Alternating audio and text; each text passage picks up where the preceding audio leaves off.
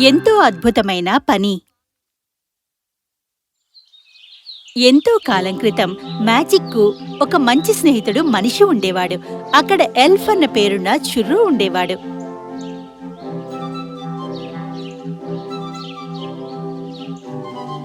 చుర్రు గురించిన ఒక విషయం ఏమంటే అతను ఎల్లప్పుడూ ధైర్యం గల గుర్తించదగ్గ పనులు చేసేవారికి సహాయపడుతుండేవాడు. చుర్రు ఒక పట్నం నుండి మరో పట్నంలో గొప్ప మనుషుల కోసం వెతుకుతూ వారి కథల్ని చెబుతూ ఉండేవాడు. అలా ఒక పట్నంలో ఒక అందమైన యువకుడుండేవాడు. అతని పేరు యాంటోనియో. యాంటోనియో గడియారాల్ని తయారు చేసేవాడు. చుర్రోకి ప్రాణ స్నేహితుడు. అతను దయగలవాడు, తెలివైనవాడు, కష్టపడి పనిచేసేవాడు. ఒకరోజు రాజదూత ఒక వర్తమానంతో వచ్చాడు. అందరూ వినండి, యువరాణి వివాహం చేయడానికి నిశ్చయించారు. ఎవరైనా అత్యంత అద్భుతమైన పని చేస్తారో వారికి రాజకుమార్తెనిచ్చి వివాహం చేస్తారు, అర్ధరాజ్యాన్ని ఇస్తారు. నైపుణ్యాన్ని ప్రదర్శించడానికి ప్రతి ఒక్కరు ప్యాలెస్ కు రేపు మధ్యాహ్నం ఆహ్వానిస్తున్నాము. మేము అర్థమైందా? అత్యంత అద్భుతమైన పని. అది ఏదైనా పర్వాలేదు, ఎంతైనా అంతే కదా. చాలా బాగుంది. ఇది బాగుంది. యువరాణి మనసు గెలుచుకోవడానికి నువ్వేం చేస్తున్నావు మరి? నేనేం చేయగలను? అంటే నువ్వు అద్భుతమైన పనిని చేయలేవని అనుకుంటున్నావా మరి? నీకు మతిగాని పోయిందా? నేను చేయగలిగే అద్భుతమైన పని ఒకటే ఉంది, నిన్ను తీసుకెళ్లి వాళ్ళకి అప్పగించడం. ప్రస్తుతం నువ్వే నా జీవితంలో ఒక అసాధారణమైన వస్తువువి. నిన్ను అలా చేయడానికి నేను ప్రోత్సహించను, కానీ నువ్వు గడియారాలు తయారు చేస్తావుగా, అద్భుతమైన గడియారాన్ని ఎందుకు తయారు చేయలేకపోతున్నావు? గడియారాలు తయారు చేయడం అద్భుతమైన పనేమీ కాదు, కానీ అద్భుతమైన గడియారం తయారు చేయడం కూడా అద్భుతమైన పనేనని అనుకుంటున్నాను. నువ్వు అలా అనుకోవట్లేదా? నేను చేయగలను నేను అనుకోను చురో. ప్రయత్నించకపోతే నువ్వెప్పటికీ తెలుసుకోలేవు కదా. ఇది యాంటోనియో ఆలోచన. అతను పోగొట్టుకునేదేముంది, కనీసం ప్రయత్నిస్తే చాలు. యాంటోనియో తన పనంతా పూర్తి చేసి నిద్రపోయాడు. అంతా చీకటి. యాంటోనియో తన టూల్ బాక్స్ ని ఏకాగ్రంగా చూస్తున్నాడు. అద్భుతమైన వస్తువులు తయారు చేసే సామర్థ్యం తనలో నిజంగా ఉందా? సరే, ప్రయత్నించకపోతే ఎప్పటికీ తెలుసుకోలేడు. అతను ఒక కాగితాన్ని తీసుకుని ఊహించిన గడియారాన్ని నమూనాగా గీశాడు. అలా మొదలయింది. బహుశా చుర్రో చెప్పింది నిజమేనేమో. అతని మనసు ఉన్నట్టుండి అద్భుతమైన వస్తువులను ఊహించి మంచి గడియారాన్ని చేయడానికి ఆలోచిస్తోంది. ఎన్నో గంటలు పనిచేశాడు. రాత్రంతా ఏమీ తినలేదు. నిద్రపోకుండా ఎంతో ఉత్సాహంగా పనిచేస్తున్నాడు. మర్నాడు నిర్ణయించుకున్నట్లుగా మొత్తం పట్టణం తన ప్రావీణ్యాన్ని చూపుకోవడానికి ప్యాలెస్ ముందుకు చేరింది. అక్కడ కత్తి యుద్ధ వీరులున్నారు. వారికి వారే సాటి. అంతటి ప్రావీణ్యం కలవారు మరొకరు ఉండరు. ఇది అద్భుతమైనది ఎలా అవుతుంది? నేను ఇలా గాయపరుచుకోను. నిజమే. తర్వాత నేను ఎన్నో నెలలు నిద్రపోగలను మహారాజా.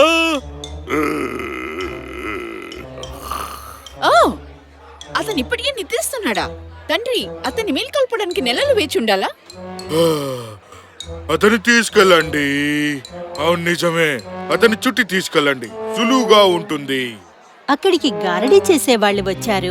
వాళ్ళు యాపిల్స్, పేర్స్ తో తమ గారడీ ప్రావీణ్యాన్ని చూపుతూ కుర్చీలు, టేబుళ్లు కూడా గారడీ చేయడం మొదలుపెట్టారు. తమ ప్రావీణ్యాన్ని నిరూపించుకోవడంలో సభలో అందర్నీ కూడా గారడీ చేశారు. ఇది అంత అద్భుతమైన వస్తువు కాకపోవచ్చేమో, కానీ ఇది ఆగకపోతే గనుక నేను మాత్రం దీన్ని విసిరి పారేస్తాను. కానీ మహారాజా, దీని తర్వాత నేను మీతోనే జగలింగ్ చేయాలనుకున్నాను. భయంకరం. తర్వాత అప్పుడు యాంటోనియో ప్రవేశించాడు. అతని యువరాణి మహారాజు ఎదుట తల వంచాడు. నేను గడియారాల్ని తయారు చేస్తాను మహారాజా. మీ ఎదుట నా పనిని చూపదలిచాను. సభలో పాల్గొన్న ఇతర పోటీదారులంతా యాంటోనియోను తప్పక ఓడిపోతాడని అనుకుంటున్నారు. అతను కేవలం గడియారాలు చేసేవాడు. యాంటోనియో కప్పి ఉంచిన గుడ్డను తీసి తాను తయారు చేసిన సరికొత్త గడియారాన్ని చూపాడు. ఇంతటి అసహ్యమైన గడియారాన్ని మునుపెన్నడు నేను చూడనేలేదు. నన్ను క్షమించండి మహారాజా, కానీ ప్రావీణ్యం మరి తెలివితేటలు ఒక వస్తువు యొక్క అందాన్ని మరింత అందంగా పెంచుతాయి కదా. నీ ఉద్దేశం ఈ గడియారం తెలివైనదా? ఇదేం చేస్తుందో మాకు చూపించు. యాంటోనియో చేసిందేమంటే అతని గడియారం మధ్య భాగాన్ని తాకాడు. అది తిరగడం మొదలుపెట్టింది. అందరూ ఆశ్చర్యంగా చూస్తుండగానే గడియారం ఒకటి కొట్టింది. చెక్కతో చేసిన మనిషి బయటికి వచ్చాడు. రూల్ నెంబర్ 1, సంతోషంగా జీవించడం అంటే నమ్మకం ఉంచుకోవాలి. నువ్వు ఎవరన్న విషయాన్ని నమ్మితే నీ జీవితం సంపూర్ణం అవుతుంది. అలాగే నన్ను అడిగితే ఇది ఒక్కటే నియమం పాటిస్తే చాలు. ప్రేక్షకులు ఆశ్చర్యపోయారు. చెక్క మనిషి లోపలికి వెళ్ళిపోయాడు. గడియారం 2 కొట్టింది. 2 బ్యాలరియన్లు వచ్చారు. వాళ్ళెలా నాట్యం చేశారో, ఎంత బాగా కదిలారో అంతా మ్యాజిక్గా ఉంది. గడియారం 3 కొట్టింది. సూర్యచంద్రులు బయటికి వచ్చారు. అసలైనవి కాదనుకోండి. 3వది ఆకాశంలో ప్రకాశవంతంగా వెలిగే చుక్క సిరియస్. అది సీరియస్ కాదని నేను చెప్పి తీరాలి.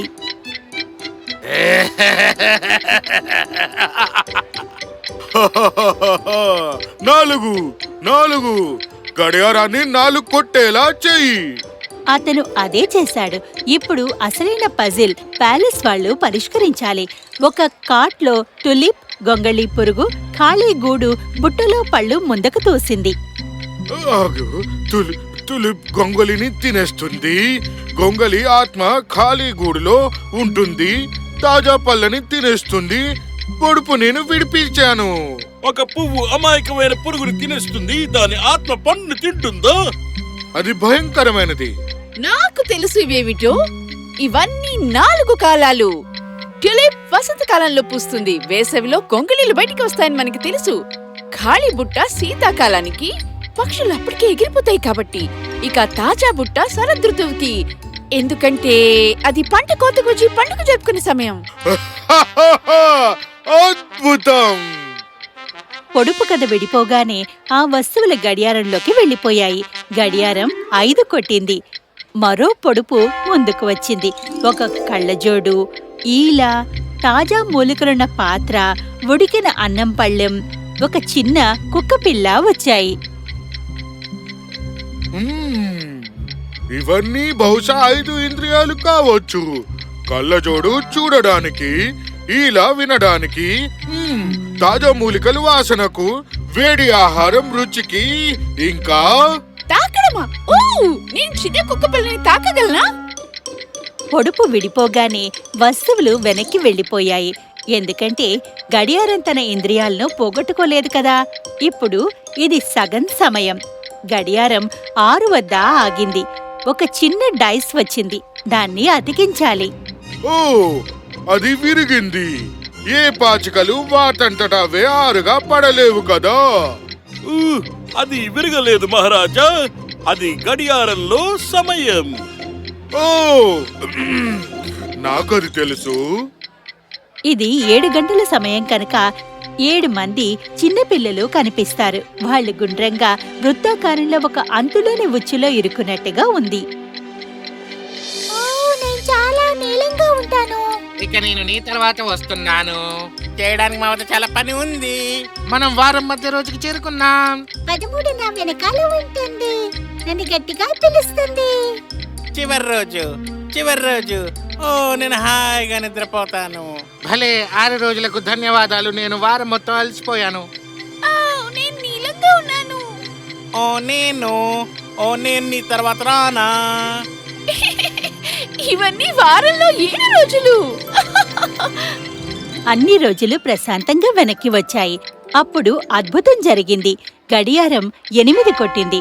8 ప్లానెట్స్ బయటికి వచ్చాయి. మన సోలార్ సిస్టమ్ ఎంత అందంగా ఉంటుందో చూపుతూ అవన్నీ చుట్టూ తిరగసాగాయి.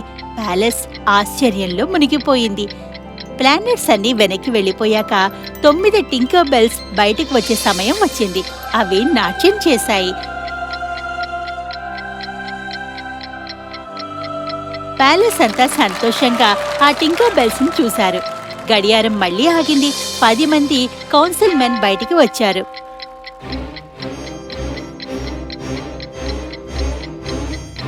వారంతా ఎంతో తెలివైన వారు.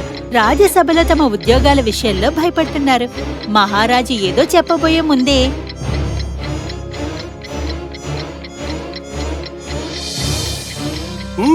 మనం బ్రతికిపోయాం. అవును, నిజమే చెప్పావు. ఉన్నట్టుండి 2 పిల్లలు బయటికొచ్చారు. ఒక ఆట ఆడుకుందామా మరి? అవును, 2 in 2 in 7. 11 కొట్టింది. గడియారం గడియారం చూడండి, 11 కొట్టేసింది. గడియారం 11 కొట్టేసింది. అందరూ ఓర్పుగా వేచి ఉన్నారు. ఇప్పుడు 12 గంటల సమయం. గడియారం వణికింది. నెమ్మదిగా ఓ ముసలి అవ్వ బయటికి వచ్చింది. అందరూ తికమకగా చూస్తున్నారు. కాని అప్పుడు ఆమె పాడడం మొదలుపెట్టింది. ఆమె 12 అందమైన పాటలని తన మధుర స్వరంతో పాడింది. ఆమె మృదువైన గొంతు పూల పరిమళాన్ని వెదజల్లింది. మొత్తం ప్యాలెస్ నృత్యం చేయడం ఆరంభించింది. మునుపెన్నడూ ఎవ్వరూ విననంత మధుర స్వరం అది. ఓ, నిజంగా అది అద్భుతమైనది. నేను మునుపెప్పుడు చూడనే లేదు. నా కుమార్తెని గడియారాలు తయారు చేయడంలో అత్యంత ప్రావీణ్యం ఉన్న యాంటోనియోకిచ్చి వివాహం చేయడం నాకెంతో సంతోషంగా ఉంది. ప్యాలెస్ లో అందరూ ఒప్పుకున్నారు. గడియారం అద్భుతమైన వస్తువని. యువరాణి కూడా గడియారాలు తయారు చేసే వ్యక్తితో ప్రేమలో పడింది. మహారాజు వివాహం తేదీని ప్రకటించబోతూ ఉండగా వద్దు వద్దు! ఓ, గడియారం ఎంతో అందంగా ఉంది. దాన్ని నాశనం చేసినప్పటికీ కూడా అది అద్భుతమైన గడియారం. గుంపు అక్కడికి చేరుకున్నారు. తమ కళ్ళను తామే నమ్మలేకుండా ఉన్నారు.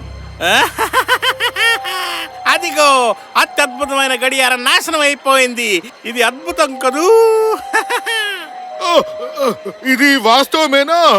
కనుక మీ నియమం ప్రకారం నేను యువరాణిని వివాహం చేసుకోవాలి. అర్ధరాజ్యం నాకే ఇవ్వాలి. నేను చెప్పింది సరిగ్గా ఉంది కదా? అవును, అదే సరైనది. కానీ నాన్న, నన్ను క్షమించు తల్లి. ఒక వాగ్దానం నేను మాటిచ్చాను. మొత్తం సామ్రాజ్యం ఆ అందమైన అద్భుతమైన గడియారాన్ని నాశనం చేయడానికి అంగీకరించరు. అది చాలా అద్భుతమైనది కదా. మరి నువ్వు? అవును, కానీ ఇలా మాత్రం కాదు. ఆహా, నా ప్రియమైన యువరాణి, వాగ్దానం అన్నదే అత్యద్భుతమైన విషయం. అత్యంత అమూల్యమైన వస్తువు అంత ప్రత్యేకమైనది కాదు కదా. నిన్ను వివాహం చేసుకోవడానికి నేను సిద్ధం. ప్యాలెస్ ఆశ్చర్యంలో బాధలో మునిగిపోయింది. యాంటోనియో కూడా ఎంతో బాధలో ఉన్నాడు. తన విరిగిన గడియారాన్ని తన చీకటి ఇంటికి తీసుకుని వెళ్ళాడు. మంచంపై విచారంగా కూర్చున్నాడు. కథలు లేకుండా ఉన్నాడు. అయ్యో, ఇది చాలా అన్యాయం. కానీ ఇది నా నిజం. ఎంత పిచ్చితనం. యువరాణ్ణి వివాహం చేసుకోవాలనుకున్న నా కల మరేం పర్లేదు చురో, ఏమీ మారలేదు. నాకు చేతనైనంత ప్రయత్నించాను. ఇక నేను నిద్రపోతే మంచిది. కాని చుర్రో తన మిత్రుడిలా ఈ విషయాన్ని సులువుగా వదలదలుచుకోలేదు. ఆ మర్నాడు యువరాణిని వివాహం చేసుకోబోతున్న వ్యక్తిని అద్భుతమైన నాశనకారి అని పిలుస్తున్నారు. వివాహ సన్నాహాలు జరుగుతున్నాయి. కాని ఎవరికీ సంతోషంగా లేదు. యువరాణి, రాజు కూడా సంతోషంగా లేరు. అద్భుతమైన నాశనకారి ప్యాలెస్లోకి గర్వంగా ప్రవేశించాడు.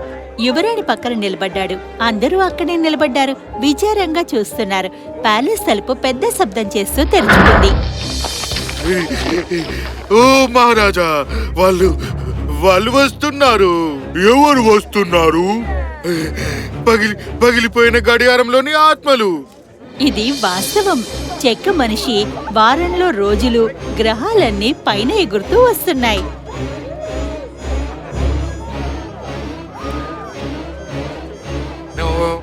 నువ్వేగా మా ప్రతిమని చంపేసింది, మా ఆకలిని చంపేశావు. నన్ను కిందకి దించండి, నన్ను కిందకి దించండి. లేదు, ఎవరు చేయరు మిస్టర్ ఫ్రైడే. ఇతన్ని మనలాగానే గుండ్రంగా తిరిగేలా చెయ్యి. నా కళ్ళు తిరుగుతున్నాయి. ఆపండి. ఓ ఇది ఎవరి తప్పు? నువ్వెలా అనుకున్నావు కలికి ఆత్మ ఉండదని? మనం అతనిచే నృత్యం చేయిద్దాం. అయ్యో అయ్యో నా నడు. అయ్యో ఆపండి ఆపండి బాబు, నా నడు. నేను కళని చంపేయగలను అనుకోవడం నా పిచ్చితనం. నన్ను క్షమించండి, దయచేసి నన్ను క్షమించండి. నేను ఒప్పుకుంటున్నాను, గడియారాలు చేసిన వ్యక్తి పట్ల నేను ఇష్టపడ్డాను. అతని ప్రతిభ, తెలివితేటలు గడియారాన్ని నిజంగా అద్భుతంగా తయారు చేశాడు. ఇది నిజమే, నేను లొంగిపోతున్నాను.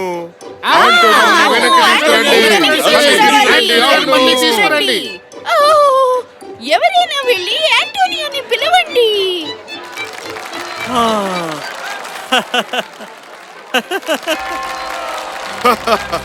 రా బాబు, ఈ సామ్రాజ్యంలో సగంకి నీవే అర్హుడివి. నా మనసుని దోచుకున్నావు. ప్యాలెస్ మొత్తం యువరాణి యాంటోనియాలు కలుసుకోవడాన్ని చూసి సంతోషించారు. గడియారం తయారు చేసే వ్యక్తి ఏది ఏమైనప్పటికీ శత్రువుని అవలీలగా నాశనం చేశాడు. నిజమైన ప్రతిభని ఎవరూ నాశనం చేయలేరు. ఇక అమూల్యమైన నాశనకారి నిజంగానే విరిగిన వస్తువుల్ని జోడిస్తున్నాడు. వాళ్ళంతా చెప్పినట్టుగా ముగింపు బావుంటే అంతా బావున్నట్టే అన్నది వాస్తవం. ఏమైంది? నేను సగం సామ్రాజ్యాన్ని, రాకుమారి మనసుని గెలుచుకున్నానా? లేదు, నువ్వు కాదు. ఇది ఈ కథకు ముగింపు మాత్రమే. అయ్యయ్యో, ఆగు, నేను ఎంతో అద్భుతమైన వస్తువుని మీకు చూపిస్తాను. అవునిలా చూడండి.